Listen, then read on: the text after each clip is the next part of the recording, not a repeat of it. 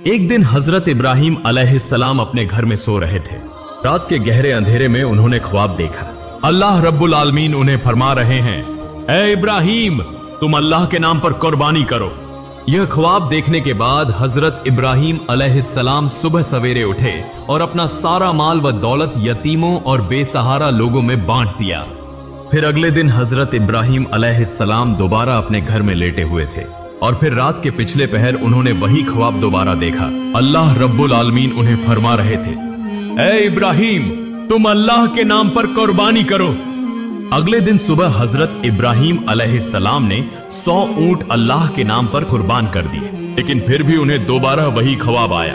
अल्लाह रब्बुल आलमीन फरमा रहे थे, ए इब्राहिम, तुम अपनी सबसे ज्यादा महबूब चीज को अल्लाह के नाम पर कुर्बान करो।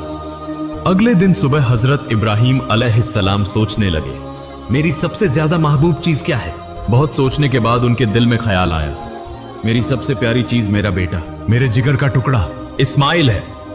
हजरत इब्राहिम अलैहिस्सलाम दिल में कहने लगे, ए अल्लाह रब्बुल आलमीन, क्या आप मेरे प्यारे बेटे इस्माइल की कुर्बानी मांग रहे हैं? शायद यही हकीकत है। अगर अल्लाह रब्बुल आलमीन ने मुझे इस्माइल को कुर्बान करने का हुक्म दिया है तो मैं वही करूंगा। मैं अपने जिगर के टुकड़े इस्माइल को अल्लाह की राह में कुर्बान कर दूंगा।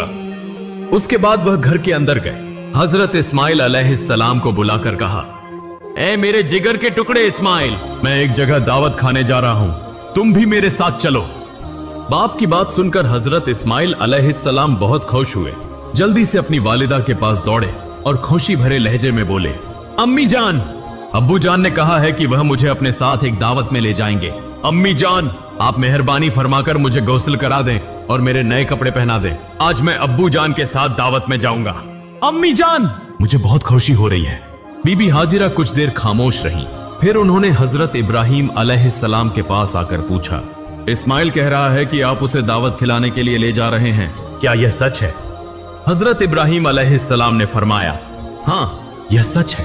हाजिरा, तुम उसे अच्छी तरह गौसल करा के नए कपड़े पहनाकर खूबसूरती से सजा दो। तब बीबी हाजिरा बेटे को सजाने के लिए वहां से चली गई। हजरत इब्राहिम अलैहिस्सलाम दिल में कहने लगे, यह तो सच नहीं कहा मैंने, लेकिन सच कहूं तो कैसे?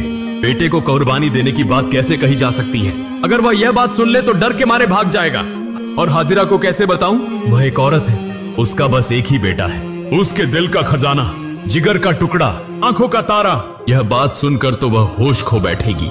उन सब बातों को सोचते हुए हजरत इब्राहिम अलैहिस्सलाम ने सच को छिपा लिया। तब भी हजरत इब्राहिम अलैहिस्सलाम की आंखों में आंसू भरे हुए थे। कुछ देर बाद बीबी हाजिरा